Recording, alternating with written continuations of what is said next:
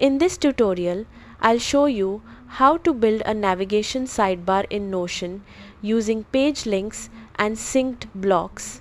This makes it easy to navigate between your most important pages. Let's get started.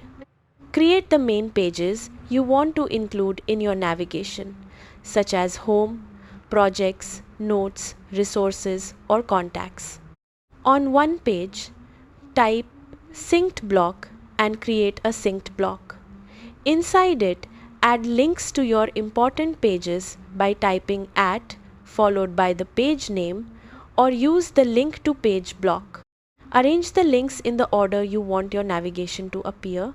You can also add headings, dividers, or icons to make the menu easier to read.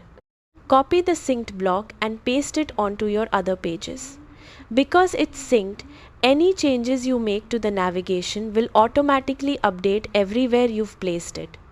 As your workspace grows, simply add new page links or reorganize the synced block to keep your navigation consistent across your Notion workspace.